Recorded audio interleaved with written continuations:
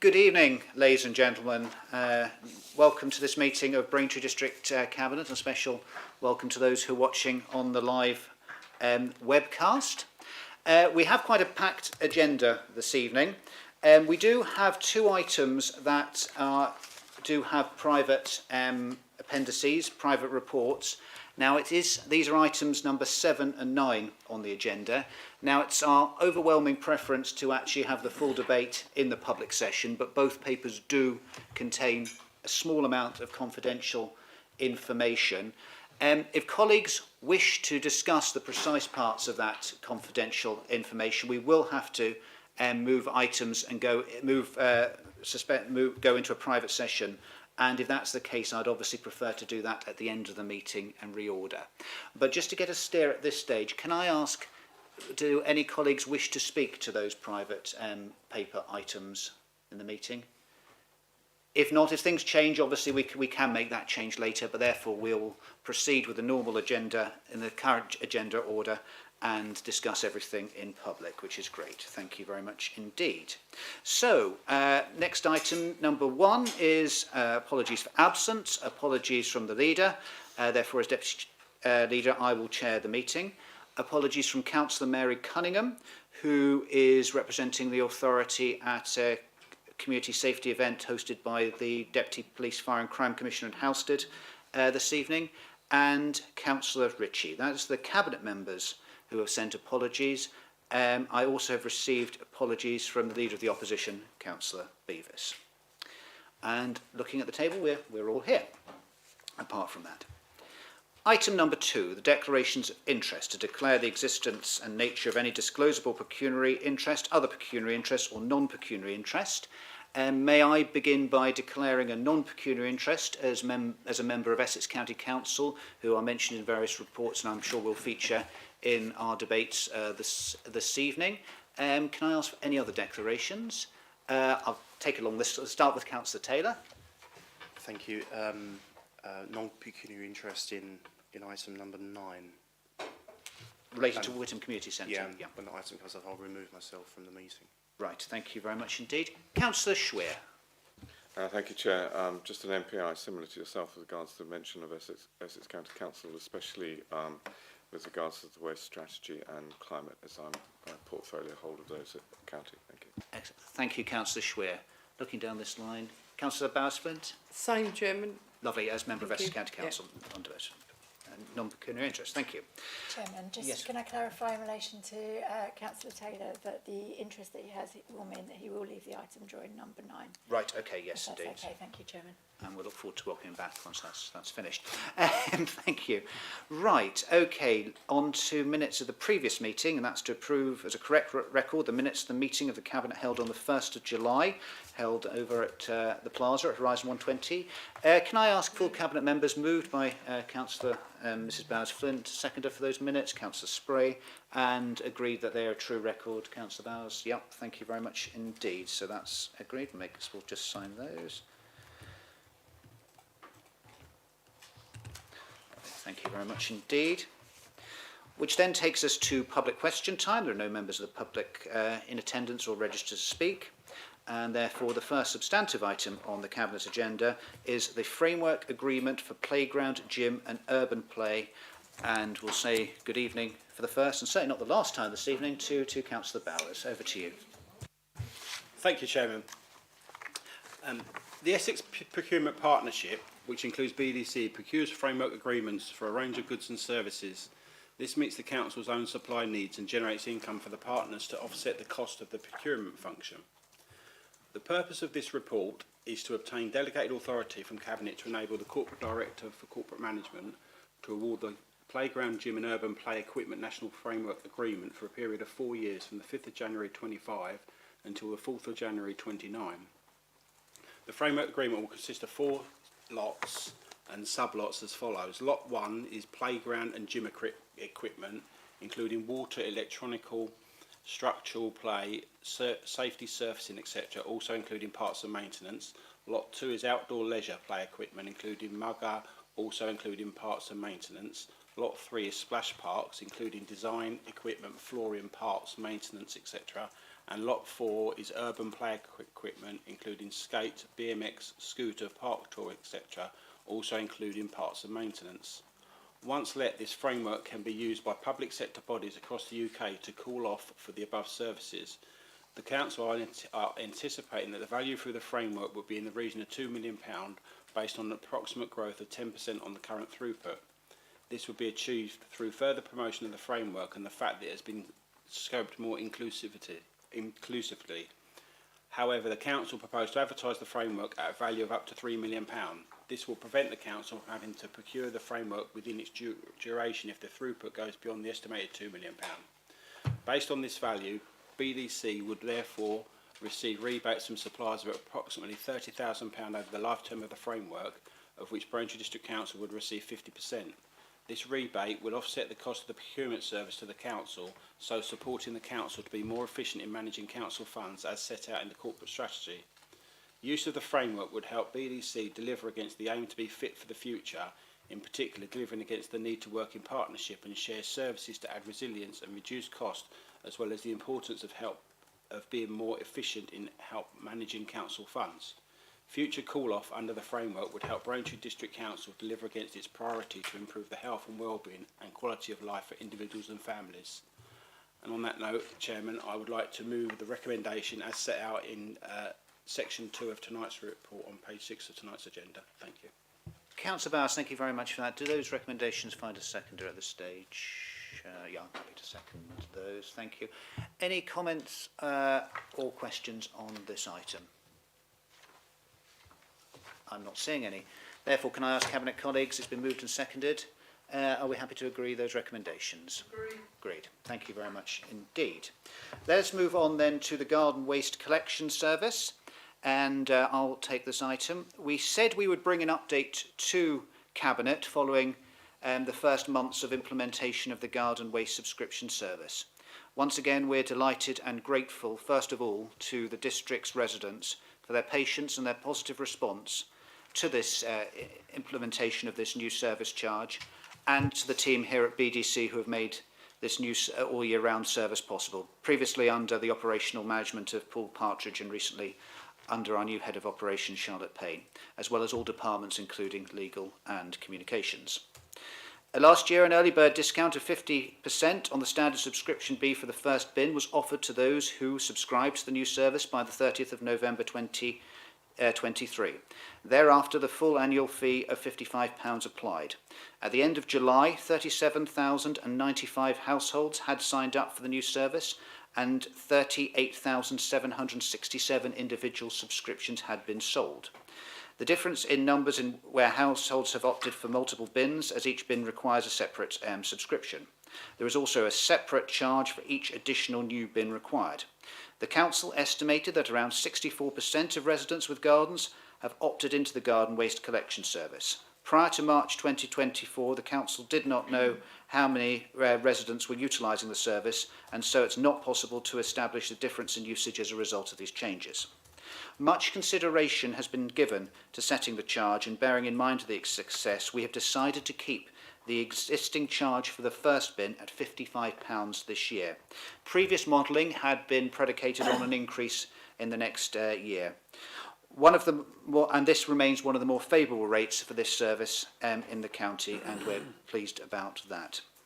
Therefore, colleagues, it's recommended that Cabinet notes the update on the progress and report of the Garden Waste Service, approves a garden waste charging structure for 25-26, consisting of £55 for the first bin, £30 for the second and subsequent bins, £8 per roll of 20 biodegradable sacks, and delegates authority to the Cabinet Member for Transformation, Environment and Customer Services in consultation with the Corporate Director Operational to agree any necessary changes to the terms and conditions of the service. Thank you, colleagues. I'm happy to move those recommendations. I will seek a seconder, but also very happy to take any comments or questions on that. Councillor Bowers, are you happy to second? Thank you. Would you wish to speak? Thank you, Chairman, and thank you for bringing this to Cabinet tonight. I just wanted to say a couple of things on the service and obviously the report tonight. As you've mentioned, and as is contained in the report about the success of the service, obviously when we decided to go ahead with this, we wouldn't be going ahead with it if it wasn't for the financial impact in regards to the cost of the service to the authority. We obviously modelled it on certain modelling without it was educated and estimated sort of thought process in regards what we thought might happen, but I think it's more than exceeded that. But I think it's also good that we obviously need to review the service in regards what does that look like in regards to the operational impact and challenges that also brings with exceeding numbers, but also still not knowing what that's going to look like in year two. So that's kind of where we're at. I just wanted to sort of highlight the point that you also made, which is good, that's in this report in regards to the comparison with other local authorities and where we sit with that, but also sort of to elaborate on the point that the original financial modelling would be with the expectation that this second year we would be looking at a first bin subscription going up to £60. So to be able to actually not go to the £60 level and keep it at £55, I think is a very good news story and the best that we can do at this stage. But hopefully see the service going from further success that we've seen in the first year. Thank you, Chairman. Councillor Bowers, thank you very much. Any other comments or questions on that? Councillor Jeffers, thank you. Thank you. I'm pleased that you'll be able to keep the charge at £55 and not have the increase. The only thing is if there was going to be any changes to the service, I think it would be useful for members to know what those might be. But it's good news. Councillor Jeffers, I'm very grateful for that. Thank you very much indeed. I'm just looking ahead to the corporate director here. On Cabinet minded to agree the recommendations this evening, there will be a full corporate communications package indicating that whilst slight changes to the second bin charge and of course saying the same. Yes, sorry. So it's just it's just the charge to the additional bin, but a full communication package will be deployed from the council, getting that message across. Thank you. I had Councillor Van Dalken, then I'll come to Councillor Pell. Thank you. Thank you, Chairman. I just wanted to say that I think it's a great credit to the residents of Braintree who've taken to and accepted, well, put it the other way around, accepted and taken to very well the new system in unprecedented numbers, and to Council, as echoing Councillor Bowers, in being able to maintain the £55 charge after this period of inflation that we've all been living through. And it's particularly gratifying that we have not had, despite the doom-laden warnings from some quarters, we've not had fly tipping. I think that's something that's, again, credit to the to residents. Thank you.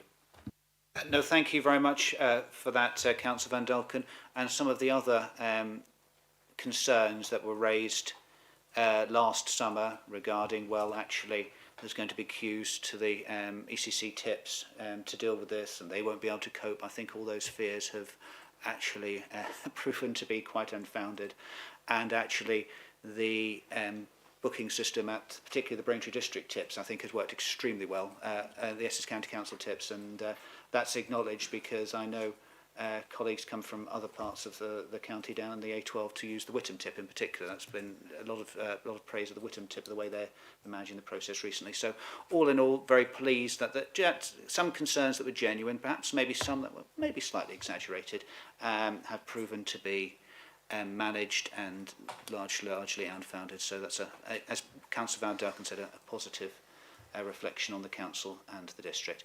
Councillor Mrs Pell. Thank you, Mr Chairman. Last year you did the early bird offer.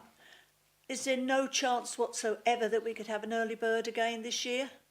No, Councillor Bell, thank you very much. You ask a very good question, and it is something that we have sweated over. Actually, bearing in mind, we're obviously pleased with the take-up in the first year and ensuring continuity of the service with similar numbers, and we were looking at every possible opportunity to see how we could perhaps do that.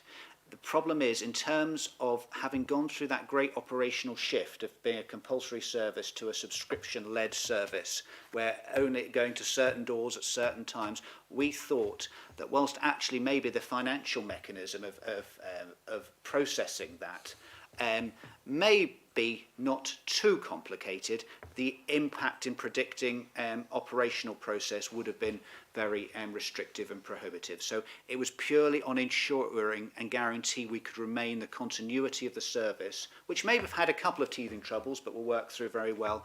We felt that the imposition of a different cost structure would have impacted on operations, and therefore, regrettably, we had to rule that out. I think Mrs. Bowes-Flint had a hand up as well. Thank you. Thank you, Chairman. I think the first thing is that it's good that we're able to continue with this service for our residents, but also the two factors that were being made when we introduced this charge was there will be a massive increase in fly tipping, which has not been proven, and also, like you rightly said, the queues at the no, what do they call them now? We call them the tip, but they have got a lot posher name than that. But I have to say that system that Essex County Council brought in, whilst it created all sorts of issues and problems and anxieties when it was spoken about to start off with, is the best thing that they've ever done with them, because it's so easy to book in there, and I do like a trip to the tip. So, yeah, it's good, Chairman, all round. It's good to see and good to hear. Thank you. Or indeed a trip to the recycling centre as well. Yes, absolutely, indeed, yes. Excellent, thank you. Colleagues, if no one else wishes to contribute, has been moved and seconded that those recommendations be agreed. Cabinet colleagues, are we all in agreement? Agreed? Thank you very much indeed. Therefore, we will move forward to Item 7, which is access rights over land adjoining to Horizon 120, and go back to Councillor Bowers. Thank you. Thank you, Chairman. As detailed in the report before us tonight, Cabinet granted delegated authority in December 2022 for the assignment of its option to purchase a 26.5 acre plot on the western boundary of Horizon 120 Business and Innovation Park. The assignment has now been completed, and the council is no longer subject to the previous contractual obligation to promote the additional land for development. During the due diligence process, Marshgate Developments advised that they require rights of access across the Horizon 120 park. Following the Cabinet decision, the option has now been assigned, and the council is no longer a party to the agreement or subject to any obligations arising from that option. The future development of the land under consideration will necessitate obtaining rights of access across the infrastructure of Horizon 120. This infrastructure refers to utilities, roads and other essential services needed for the development to be viable. The agreement indicates that in exchange for granting these access rights, the council stands to gain a capital receipt, which is essentially a payment or financial benefit. Additionally, under a previous purchase agreement related to a separate but connected parcel of land referred to as Phase 1, the council had secured an option to acquire another parcel known as Phase 2. An option to buy, in real estate terms, gives the council the right but not the obligation to purchase the Phase 2 land within a certain period or under specific conditions. The council decided not to exercise this option. Instead, the council engaged in direct negotiations with the developer Marshgate and assigned this purchase option to them. This means Marshgate would gain the right to purchase the Phase 2 land from the council or another owner. As part of these negotiations, Marshgate would also require access to Phase 2 through Phase 1, likely for logistical reasons related to construction and development. In return for granting this access and the assignment of the purchase option, Marshgate has proposed a potential capital receipts to the council. The recommended option for members to decide on tonight is to grant access for an agreed payment. This would not require the council to participate in the development of the additional land other than as one local planning authority. Therefore, I'd like to move the recommendations as set out in section 2 on page 17 and 18 of tonight's agenda. Thank you, Chairman. Thank you, Councillor Bowers. I'm very happy to second that, and I think what we have before us is a paper that not only potentially will yield a significant capital receipt to the authority, which is very welcome, and always timely. We have had a comprehensive capital programme, I would say now, Councillor Bowers, in excess of £100 million delivered over the last 6 years by this authority. And whilst Braintree District Council would not therefore be responsible for bringing forward the development of the next phases of Horizon 120, we would be in a fortunate position of being able to enable that next stage of Horizon 120 to develop. And the Horizon 120 site that we purchased back end of 2018 into 2019, we were in a position to continue to see it grow from strength to strength, which is very positive. Any other comments or questions on the paper that Councillor Bowers has presented? I'm not seeing, and therefore the recommendations moved and seconded. Can I just ask Cabinet colleagues if they're in agreement that those recommendations are agreed? Thank you very much, and we agree. Thank you very much indeed.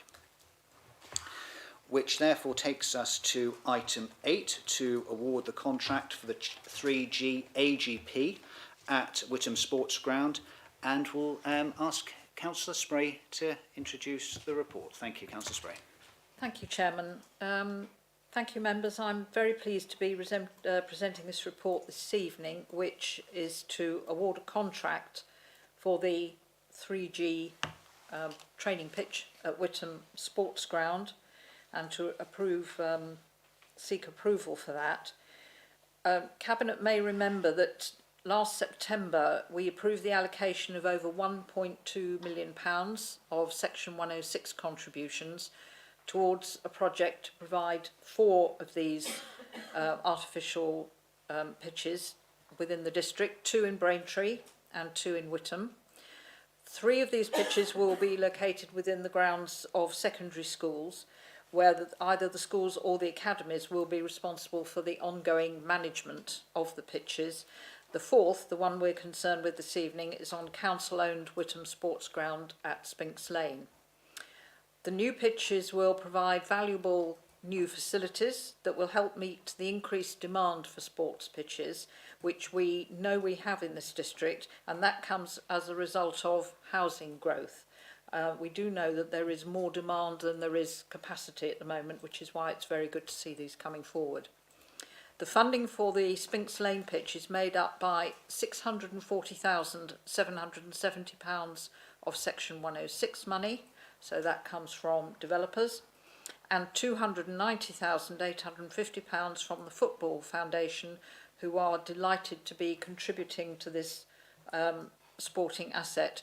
And I would say this is a great example of partnership working between this local authority and the Football Foundation.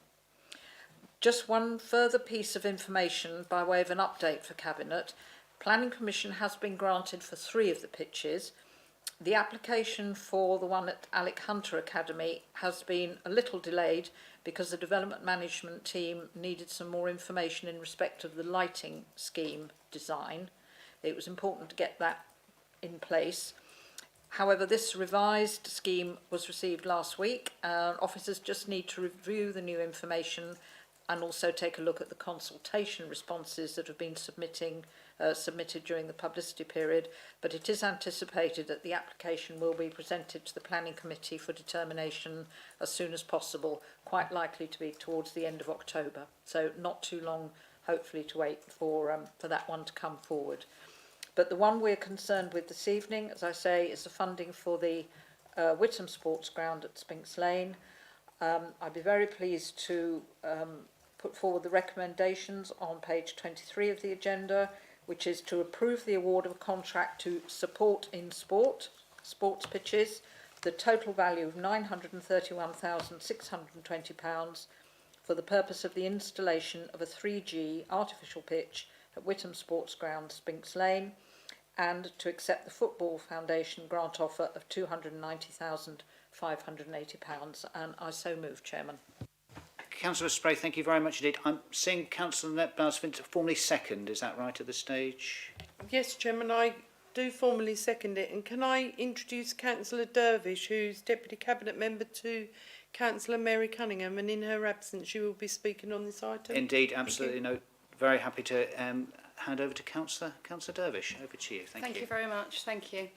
The addition of the artificial grass pitch at Witham Sports Ground, Spinks Lane, will support the requirements in the National Planning Policy Framework that our communities have access to high quality open spaces and opportunities for sport and physical activity.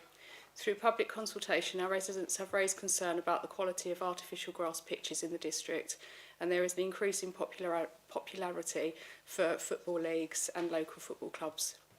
The pitches will not only improve the sports facilities available at Witham Sports Ground, but will also provide junior and adult football and potentially rugby teams in the community with improved access to floodlit all-weather pitches, which can be used throughout the year and into the evenings.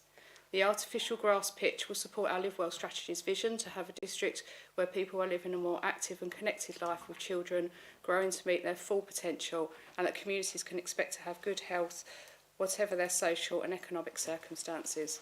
This pitch on our land is an opportunity for us to support our residents to participate in activities that improve their social connections and health and well-being.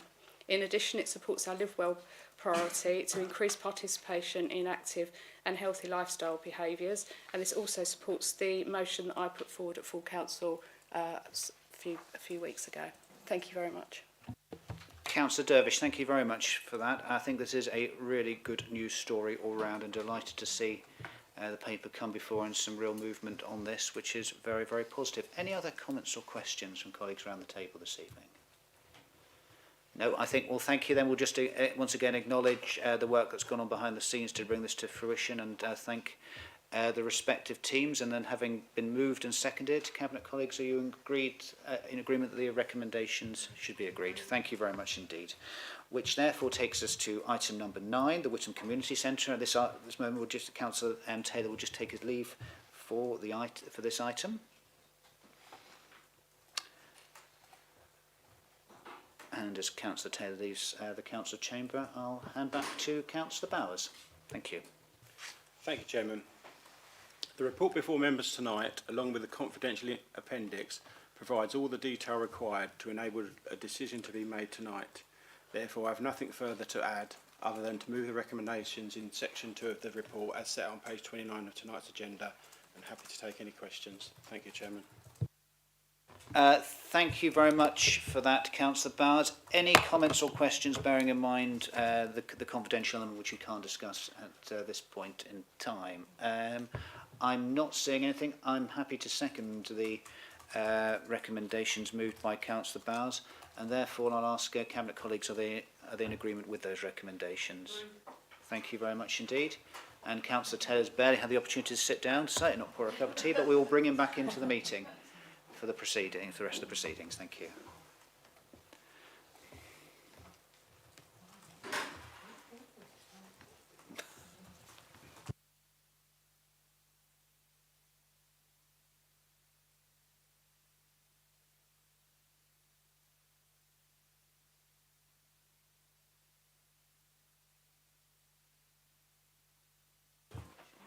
Whilst Councillor Taylor is recovered from outside, we will move on with the next item on the agenda, which is item number 10, and the adoption of the waste strategy for Essex. Now, the waste strategy for Essex has been reviewed and publicly consulted upon, having been jointly developed by the Essex Waste Partnership, comprising the Borough, City and District Councils and Essex County Council. It's a 30-year strategy for the County of Essex that sets a clear ambition and commitment to reduce the impact on our environment from dealing with the things that are thrown away. It provides a framework for waste management and informing the future design of waste services and a joined-up approach to waste treatment and disposal. Also encouraging the circular economy and really ramming home the benefits of sustainability. Now, there was a 10-week consultation period facilitated by Essex County Council. The final strategy is being submitted to each partner council for a decision on adoption. It was put for agreement to Essex County Council in July of this year, and in turn the respective districts, boroughs and cities are therefore agreeing in response. It would have taken place earlier this year, but the unexpected announcement of the general election delayed that part of the decision-making process. During the consultation, 4,545 consultation questionnaire responses were received from across the county. In addition, 45 emails relating to the draft strategy were submitted, which have been reviewed as part of the independent consultation analysis. Essex County Council also ran an extensive event programme and focus group sessions. Although they were not formal consultation responses, they have been built into the consultation consideration process by the partnership. Colleagues, we have a legal requirement to adopt a working strategy with our partners. However, I think at this moment in time it's only right that we acknowledge the considerable work and leadership of Essex County Council on this and the approach they have taken to this strategy, and to thank the respective cabinet member and Councillor Peter Schweer, who's with us this evening in Braintree, but also his predecessor as well for the work that's been undertaken over, which has been a tremendous piece of work at Essex County Council, and one that will have profoundly positive service and indeed financial implications for many years to come. So it is up to Cabinet then this evening to agree the following recommendations. Recommendation 2.1, to agree the adoption of the waste strategy for Essex 2024 to 2054, to note the post-adoption statement on the strategic environmental assessment, and to note that other councils and the Essex Waste Partnership will be taking individual decisions on the waste strategy for Essex 2024 to 2025 during the remainder of calendar year 2024. I so move those recommendations, colleagues. Would look for a seconder to those, please. Councillor Bowers, thank you very much indeed, and then open it up to any comments or questions from around the table. Councillor Van Delken. Thank you very much, Chairman. And as some of you know, I had some involvement in this a couple of years ago when I was the Cabinet member for operations, so have an interest in this and delighted to see it come to fruition. I was also delighted to have a small victory today in the battle against manufacturers when I took a packet of Pringles out of the cupboard and found that they've taken that nasty metal base from the bottom, which made it impossible to recycle. It's now cardboard. It's taken 20 years, but yes, they've made it. On a more serious note, I'm firmly convinced that one of the most important elements is behavioural change. We need to get the residual down and the recycling up. And again, during my involvement in this and working with the operations people, it was very clear that the heavy percentage of residual that is foodstuffs, this is one of the biggest problems, and if that food can be put into recycling, it's a win-win because you have less residual and more recycling. It's not brain science. It's not brain, yeah, is that the word, brain science? Rocket science, thank you very much. Brain freeze. So if we can, and I know that the officers will be working hard, both at Essex level and our level, to try and get this message across. But it is a key one, and I just thought I'd mention that in the context of today's discussion. Thank you, Chairman. Councillor Van Delken, thank you very much indeed for that. They used to say with Pringles, once you popped, you can't stop. But it sounds like you can't pop anymore. So with that metal, right, okay. If there are no other comments or questions on that, it's been moved and seconded that the waste strategy and respective recommendations be agreed. Cabinet colleagues, are you in agreement? Thank you very much indeed. Right, okay, that takes us on to item 11, which is the medium-term financial strategy for 24-25 to 27-28, and Councillor Bowers again. Thank you. Thank you, Chairman. This report is to provide details of the proposed budget strategy, process and timetable for the financial year 2025-26, and to provide an update on the issues that will impact on the development of the budget and medium-term financial strategy. The report provides all the required detail for members, which I don't intend to repeat, but I would just like to highlight some key information relating to the recommendations before Cabinet tonight. In regards to developing the budget for 25-26, the process of updating the assumptions and financial forecasts has already started and will continue through the autumn, when the Cabinet will consider an updated financial position and MTFS at their strategy workshop on the 4th of October. There remains a high degree of uncertainty over significant aspects of next year's funding, which could result in some positive changes. However, at this time it's still anticipated that the Council will face a budget gap in its MTFS. Highlighting a couple of items from the report, for staff pay, a cost of living allowance of 2% per annum has been provided in the MTFS from 2025-26 onwards. However, while inflation has fallen, there may still be upward pressure on pay settlements above the rate in the near term. In addition, the MTFS includes provision for annual incremental pay progression based on the staffing profile at the time the current budget was calculated. A £300,000 vacancy allowance is also reflected in the base budget for the positive financial in-year impact that can be expected from normal staffing changes. Members' allowances will need to reflect the recent decision to link future increases to the ONS Public Sector Index, for which an estimated provision will be made. Other inflation has been allowed on certain budget heads, including reductions for unwinding the previous exceptional increases in energy costs. Other costs and income are subject to fluctuating market prices, e.g. income receivable from recyclers, fuel for vehicles, etc., and for which assumptions will be reviewed.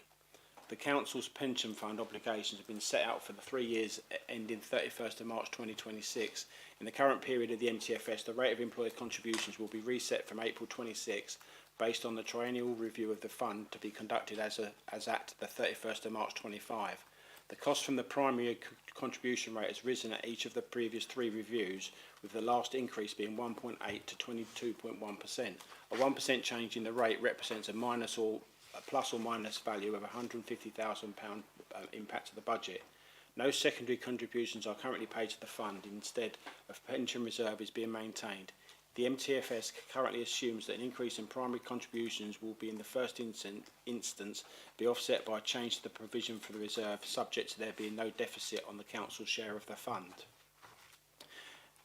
In regards to the in-year position, a review of income and expenditure against budget and a forecast for the year has been completed, and it is reported in the first quarter performance report, which I will be presenting shortly to Cabinet.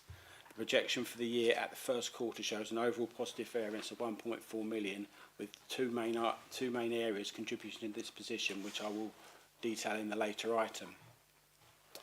In regards to the business rate pooling, the Council continues to participate in an Essex business rate pool that means a greater share of business rate growth income is retained for investment back in the district. As a growth levy continues to be forecast, business rate pooling should continue to be of benefit, provided the opportunity is there to do so. No formal announcements have been made by the Government in relation to pooling for 25-26. However, previously decisions have normally been required from local authorities in a short period of time, and therefore, as in previous years, it is proposed that delegation is given to myself as the Cabinet Member for Finance, Resources and Performance, in consultation with the Section 151 officer, to agree to the participation in a pool if it is beneficial to do so. And then finally, in regards to the budget timetable that is in the report before you tonight, just pulling out a few sort of key dates on that timetable. 30th of October, the announcement by the Chancellor of the Exchequer. 20th of November, we have our first Corporate Scrutiny Committee, where the initial budget proposals in regards to the MTFS will be presented, and obviously all members are invited to take part in that committee meeting again. Mid to late December, we'll have the Government announcement of the Provisional Local Government Finance Settlement. And then on the 29th of January, we'll have the second Corporate Scrutiny Committee in regards to the budget, when the final budget proposals, MTFS and Council Tax recommendation will be presented. Then following that, the 3rd of February is the Budget Cabinet, when the final budget proposals and Council Tax recommendations subject to the final Local Government Finance Settlement will be presented. And then following that, we will obviously have our in February, we'll have our full council budget meeting, when obviously the whole council will be able to vote on the budget. I have nothing further to add to that, Chairman, aside from moving the recommendations as in section 2 of tonight's report on page 92 of tonight's agenda. Thank you. Councillor Bowers, thank you very much indeed for that. Very happy to second those recommendations. Any comments or questions at all, please, colleagues, on the MTFS position? Colleagues, I'm not seeing it. So thank you. With it being moved and seconded, can I ask for Cabinet agreement for those recommendations, please? Agreed? Thank you very much indeed. Which then brings us to the annual governance statement report, and I will take this in the absence of the leader. An annual review of the governance arrangements of the Council, the production of the annual governance statement are statutory requirements to ensure that the Council has a strong governance framework and that processes and procedures are compliant with that framework. The statement can be found at Appendix A of the report. The statement sets out that the progress against the issues identified for 23-24, all of which have been addressed in the year. The overall assessment and conclusion is that we have assurance that our governance arrangements continue to be fit for purpose. The statement also sets out the activities and improvements that are needed over the current financial year, all of which were already planned to take place and can be undertaken with the resources available to us. The AGS will be reviewed by the Council's external auditors to ensure that the assessment is fair and reasonable. And due to the national issue of delays within the local audit system, of which many local authorities across the country, I would say hundreds of local authorities across the country, have been adversely impacted by, this review has not yet taken place. The external auditors can suggest changes to the annual governance statement where they consider it not to be consistent with their findings. As the review is yet to be completed, a request to delegate authority to the leader and CEO is made to make any changes that the auditors might request to the approved annual governance statement. The draft annual governance statement was considered by the Governance and Audit Committee at their meeting held on the 25th of July 2024, who noted the statement with no changes being proposed. Colleagues, I will leave it there and wait any questions or comments on that before moving recommendations. Any comments or questions, colleagues? No? Okay. Therefore, I would like to move, not removing anything to do with governance, just to move that agreement of the annual government statement for 23-24 as set out in Appendix A, and to delegate to the Leader of the Council in consultation with the Chief Executive to approve any changes to the annual governance statement necessary following the completion of the external audit of the Council Statement of Accounts for 2023-2024. Happy to move those recommendations. Could I have a seconder? And Councillor Bowers, thank you very much. And Cabinet colleagues, are we in agreement? Agreed. Thank you very much indeed. We will now move on to item 13, which is the Climate Annual Report. Delighted to introduce this item for the purposes of the meeting this evening, but hand over to Councillor Diana Garrett, who's the Deputy Cabinet Member for this portfolio and also Special Lead Member on matters related to climate change, to present in full. Councillor Garrett, thank you. Thank you, Mr. Chairman. This Cabinet report and its appendices is to update Cabinet on the progress of the climate change strategy, and specifically the final 2023-24 end-of-year report, which is always dependent on the Department of Energy Security and Net Zero publishing their carbon conversion factors, without which organisations cannot calculate their carbon emissions, and these were only published in late July. The Council took 75 actions forward in the 2023-24 Climate Action Plan, and the actions were varied and touched on every department in the Council. The year-end report details the progress of these actions and provides an update of the Council's climate key performance indicators and the District's activity indicators as at the end of March 2024. So more recent things will not be included in this. The report also includes a summary of the climate communications activity undertaken in the year to support the delivery of the projects. Some of the successes of the year were a further reduction in the Council's own carbon emissions of 138 tonnes. That's 492 tonnes since the climate change strategy baseline year of 2019-2020. They've secured over 375,000 from Sports England funding to install 2 further solar energy arrays and LED lighting at the Whittam Leisure Centres. The combined electricity offset from the 2 arrays could be as high as £56,000 per year, with a carbon reduction that will equate to approximately 25 tonnes per year. Works are expected to start in late 2024. Also beginning the procurement process of 14 electric vehicles for the Council's own fleet, which will be delivered later this year or early next. Installing 14 community gardens around the district. These are in addition to the 3 projects delivered in 2022-23. Also developing an internal climate SharePoint and learning resource for staff to help them deliver the climate strategy in their roles, and increasing the percentage of councils owned and managed lighting that is now LED to 87%. Reducing the amount of household waste collected by 51 kilograms per household. Implementing 23 projects targeting improved biodiversity around the district. And of course, the Council will continue to take forward the medium and long-term actions in the 2024-25 Climate Action Plan, which will be reported on next year. Thank you. Councillor Garrett, thank you very much indeed for that comprehensive summary of the Climate Annual Report. I think all colleagues will agree that this is, not only in terms of its presentation, which has been excellent, but in the agenda item, but in terms of its delivery, actually a very positive report. I think over the last 6 years, we have demonstrated our involvement in this particular issue, but a sensible, pragmatic involvement, actually making useful contributions that are making a real difference locally. And I would hope all around the table would get some reassurance that we're looking to continue in that same vein. So thank you very much to Councillor Garrett for presenting that. I'm very happy to move the recommendations for that the Cabinet to note the annual Climate Action Plan for this year as set out in Appendix A, and the Climate Change Annual Communications Update 23-24 as set out in Appendix B.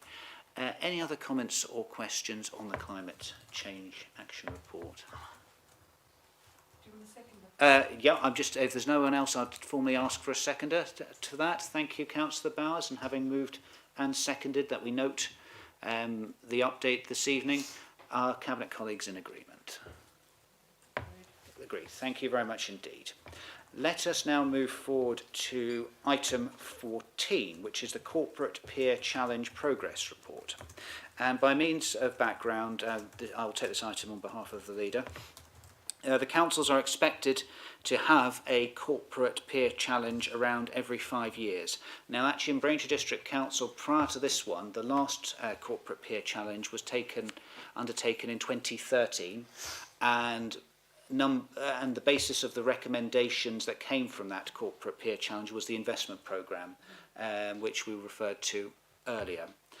Actually, this authority was ready to go with a corporate peer challenge in late 2019, early 2020. The leader of the council and the then chief executive, Andy Wright, had, I think, pretty much signed off on the terms of references, or the team were almost, I think, appointed, ready to go, and then, of course, COVID.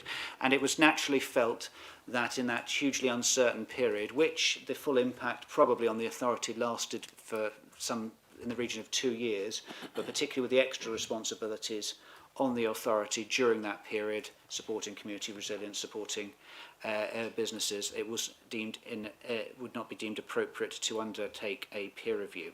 Therefore, there was one undertaken in October of last year, and the report was published in December. Following the report, an action plan was agreed by Cabinet in March of this year. A follow-up visit was made by some of the peer challenge team in June, assessing how the council is progressing and implementing the recommendations in the action plan. The progress review was positive, noting that comprehensive action plan had been put in place and the number of actions that had already been completed. The peer team also commented on the open and transparent approach to the Fit for Future programme and the progress made on developing the approach to asset management. The action plan will continue to be monitored through the standard quarterly performance report, and no changes to the action plan are required as a result of the progress report. Cabinet is asked to note the report, and following the meeting it will be published on the website as a separate document alongside the original report.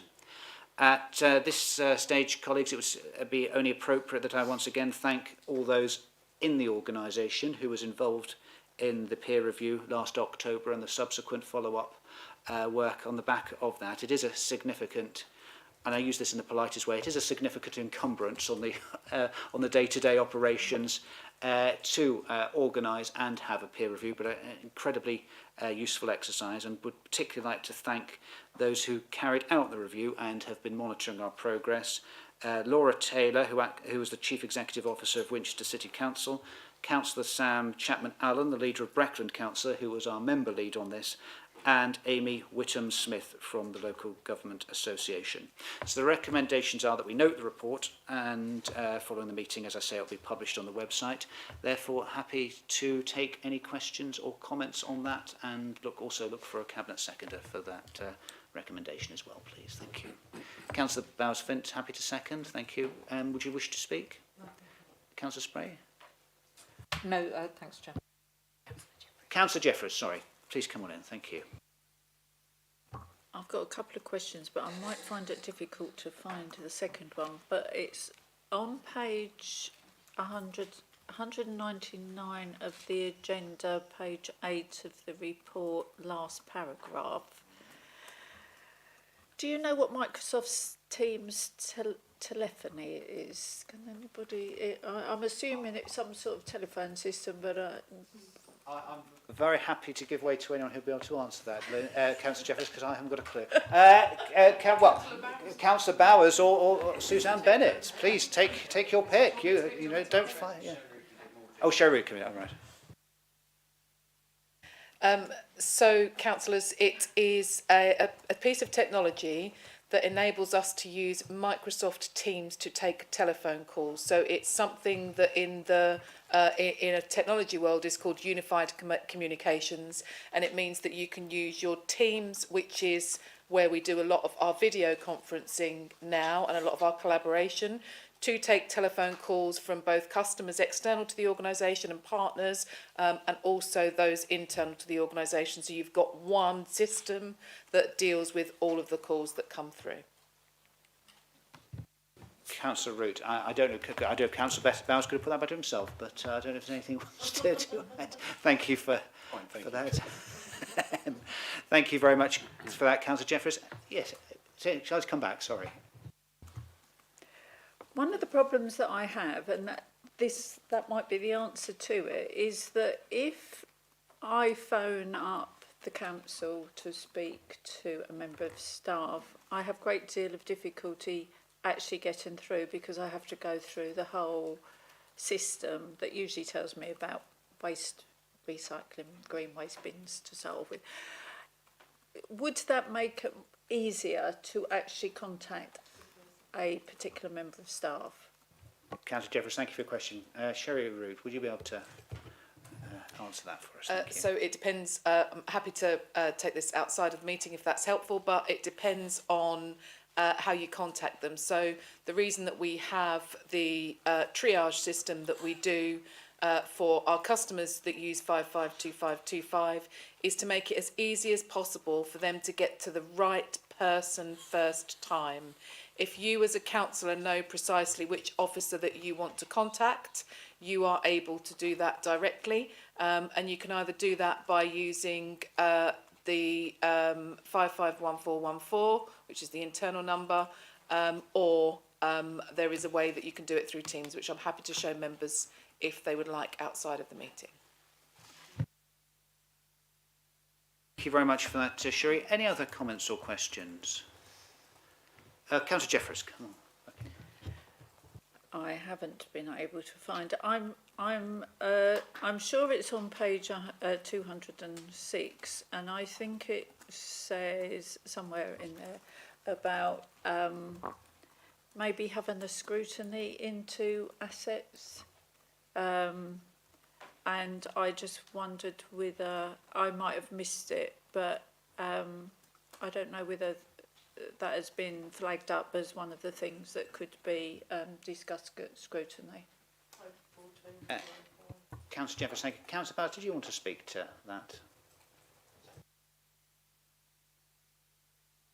Yeah, happy to take that, Chairman. I don't know where in the report what it actually refers to, and I'm not sure that assets has been put forward as a subject for scrutiny. But obviously, we have been there's been a asset management review that's been going on for over the last couple of years, where we are now producing the asset management strategy for that and asset management annual plan, and the plan for that is to be brought to the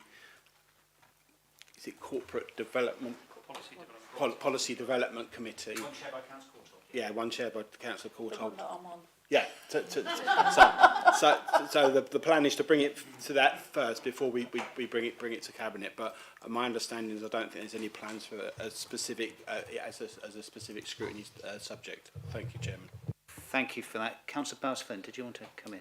Chairman, I'm just the article that or the paragraph that I'm looking at, which I hope is the same one as Councillor Jeffries, actually says an asset strategy group rather than scrutiny.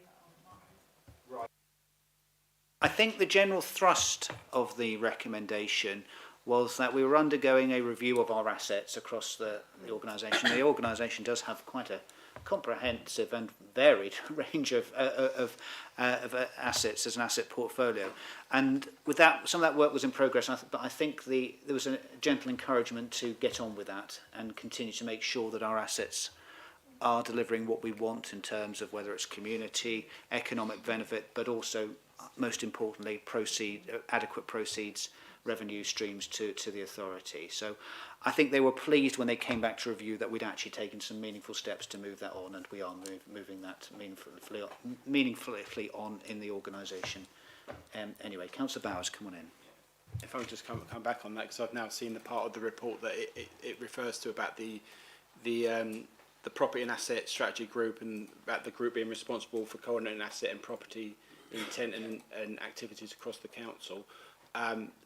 Just to note, as the portfolio holder responsible for asset management, I can assure that is happening, and I am being kept updated, and we are working through sort of pipeline of assets and that kind of thing, which fits in with not just a strategy, but also the number of assets we hold. And I know it's been referenced that there is also the work stream for asset management in the Fit for the Future programme, and also this fits through. I know we've discussed risk management evening and that kind of thing in regards what we need to be doing with our assets.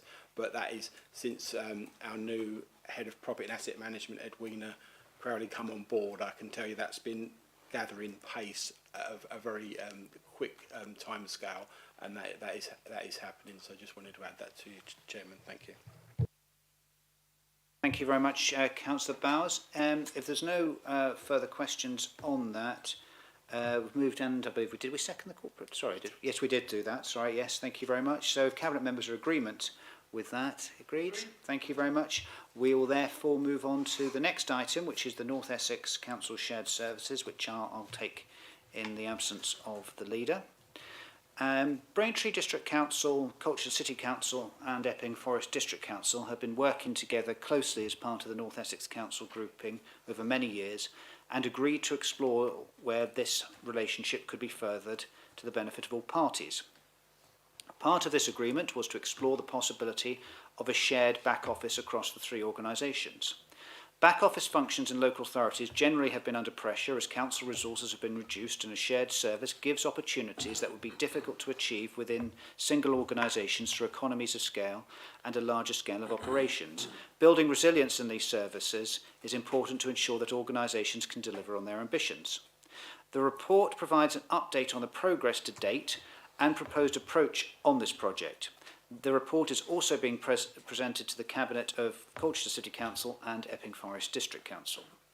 The work is identified as a pathfinder for the wider group of 9 authorities in the North Essex Council's grouping, and partners are being kept up to date on the progress. The report contains updates on each of the work streams: HR, finance, IT and revenues and benefits. The work streams are moving at different speeds and different configurations to reflect the different starting points and requirements of the 3 partners. There are plans in place to communicate with and support those who are working in the services that fall within the remit of the shared services projects across the 3 organisations. It's expected that there will be a need for a joint committee to oversee and own the shared services in the future. Any decisions on that joint committee will need to be taken through each organisation's governance framework and will be made in full consultation with each organisation. Now, I think this is a very, very positive update and it demonstrates the real need to move forward with this work, regardless of whatever the future may hold for local government. This is work that can be done, should be being done, and is being done at pace now. But as I'm sure colleagues would appreciate, merging the different operational styles, to use a corporate word which I find a little unfortunate, but organisational cultures, for want of a better word, sometimes actually bringing those approaches together is not without difficulty. And I think in any relationship, sometimes those difficulties show. But we're very, very pleased with the progress that's been made and the clear direction of travel. As the sort of report alludes to, and as I've sort of said already, it's very much Braintree District Council, Colchester City and Epping Forest who are the catalysts for this, but the other authorities in the north of the county are receptive and very keen to work almost on a monthly basis. The sort of, I think it's fair to say, Chief Executive, and the enthusiasm grows.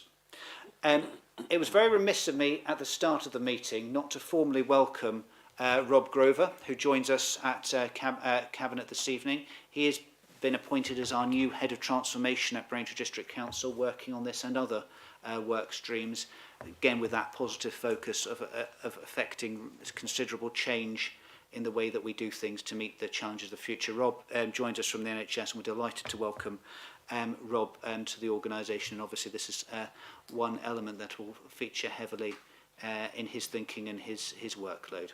So the purpose of the Cabinet report today, the Cabinet paper, is that Cabinet is recommended to note the work being undertaken to date and the approach proposed to the Colchester City Council, Braintree District Council and Epping Forest District Council shared service programme. So I'm happy to move that we note that, if that can find a second. It does in Councillor Bowers-Flint. I'm very happy to take any comments or questions on the paper. Any comments or questions? No? Okay, well, having moved and seconded that we note the report, Cabinet colleagues, are we in agreement? Agreement. Thank you very much, and we will move on to the first quarter performance, item number 16, 2024-2025, and we go back to Councillor Bowers. Thank you. Thank you, Chairman. Yes, I'm presenting the first quarter performance management report to Cabinet tonight. The achievements and successes for the first quarter, we as a council have made a number of achievements and success in the first quarter, which I'm proud to report on. 58 affordable homes were delivered in the first quarter, 48 cases of homelessness were prevented, 109 businesses were provided support, 173 fly tips were cleared, 128 referrals were made for the home upgrade grant, over 133,000 was awarded from the Halstead Community Fund, and over 13,000 was awarded from the Councillor Community Grant Scheme. In regards to projects, the majority of projects are now underway and progressing well, with 38 projects on track at the end of the first quarter. One project has been completed in the first quarter, where the Green Business Expo was delivered in June. 4 projects have an amber status. The reasons for these amber statuses are there's been delays in obtaining streetworks licences in relation to the Whittam and Halstead Town Centre improvements. There have been delays incurred by our NHS partners in developing the Thriving Places Index.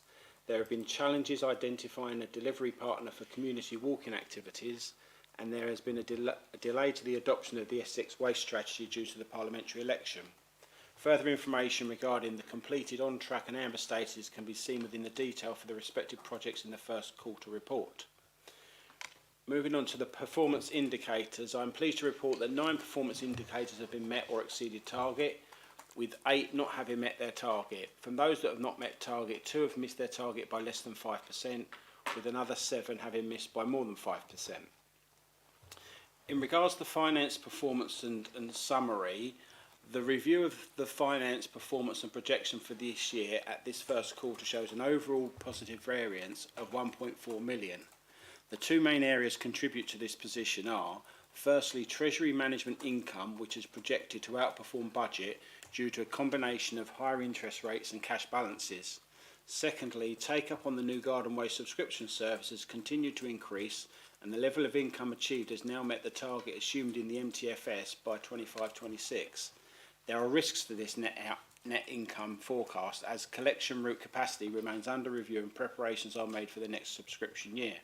as was alluded to earlier.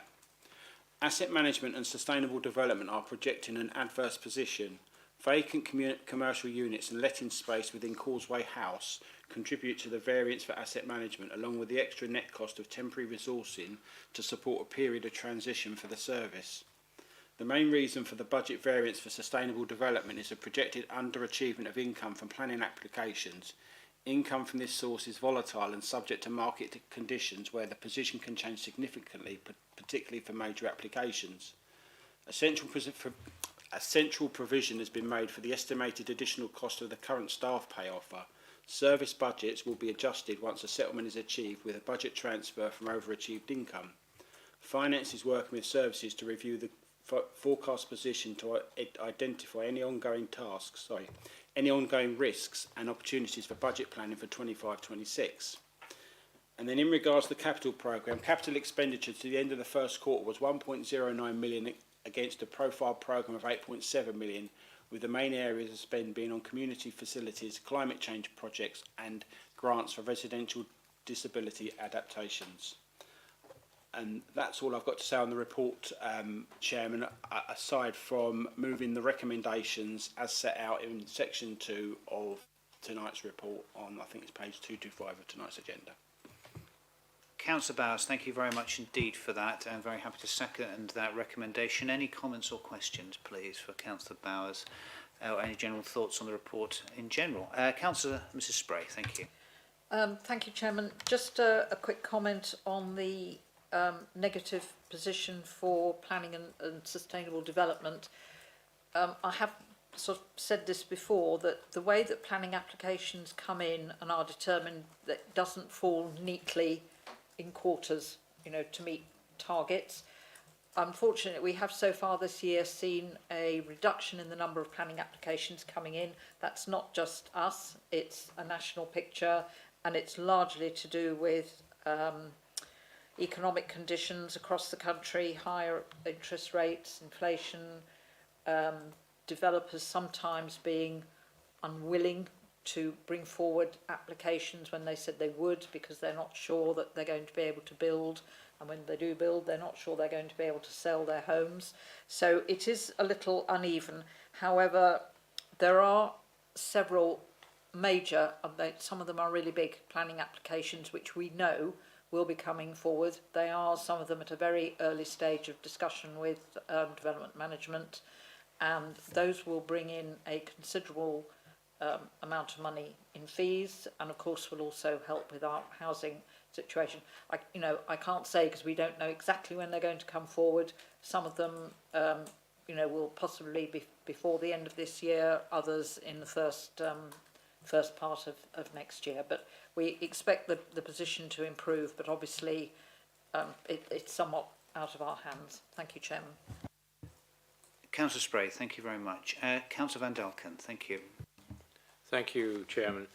Just a comment on the performance indicators, the way they're presented. I think that's the first time they've been done this way, and it's very clear, and with commentary as well, which I think that's a good step forward. Thank you. Thank you, Councillor Van Dalken. Any other comments or questions? Councillor Schweer, thank you. Yeah, thank you very much, Chair.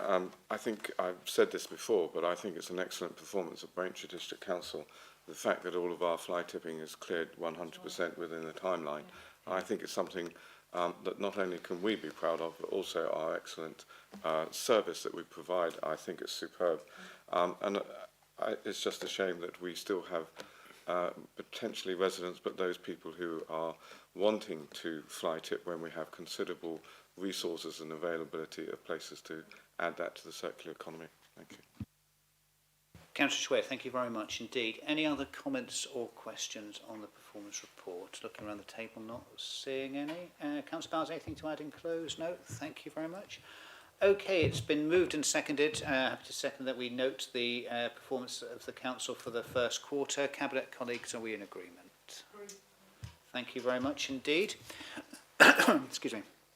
Which therefore brings us to the end of the agenda. We haven't got any private session, so thank you all very much for your attendance this evening and to those watching on the YouTube webcast, and we'll bring the Cabinet meeting, Braintree District Council, to a close at 8:25. Thank you very much indeed.